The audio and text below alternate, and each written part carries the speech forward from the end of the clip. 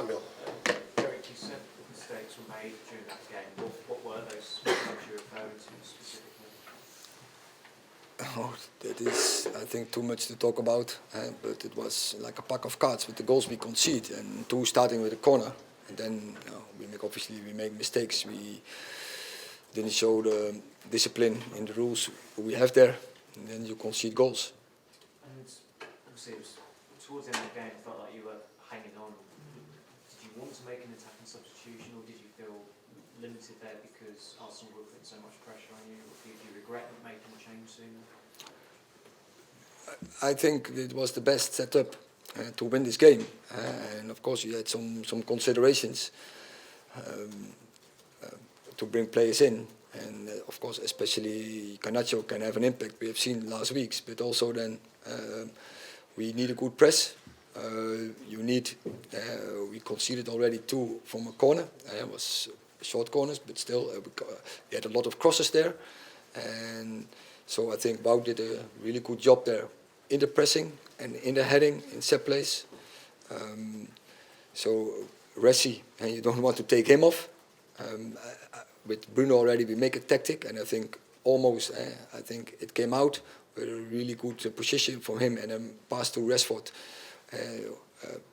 in the back of the defending line, and then at the moment with between the defending line and the keeper. So we had our moments there. So and then we also missed some plays, and so also on the bench you are limited. In offensive, we know that. Well, Erik, after a game like that, and given you still only a few months you've been in the job, are you encouraged by the good elements or irritated by how it was lost? What's your overriding feeling? Maybe that come in the next couple of hours.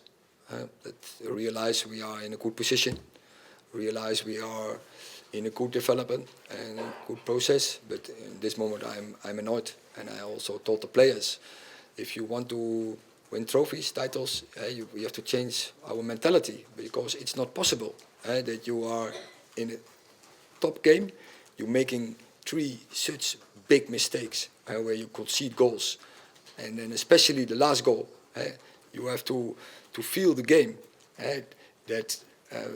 On that point was the maximum, and then you have to take the point, and you can't give such a goal away like we did, and on top level, then you can't win trophies.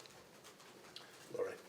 Erik, how do you change that mentality? Is it with coaching over time, or does it have to be new personnel? I think with coaching, and I think we can change that. We already have seen how the mentality from the players has changed over the last couple of months, but we also have to notice today that we still have a way to go to be on top level. There was a moment where you were sort of talking to the players about passing out from the back, I think. Was there a particular method for what you were doing in those situations? Yes. We expected the pressing from Arsenal in a certain way. They did it a little bit different, and then it's about reading the game. I think we could have read it better on an earlier moment, but I think on the moment we read it, it went quite well. Michael. Is today another example of the importance of Casemiro, and when it comes out of this team, Arsenal obviously had a lot of the ball. Do you think it could be different if Casemiro would have played? But also there were also other players not available, and we can talk about them as well. And it's obviously that he's a very good player for us, important player. But I don't want to talk about players who are not available. I think today we form a good team. So we were a good team on the pitch. We were leading, and then starting to make such mistakes. It's about that, and we could have win this game.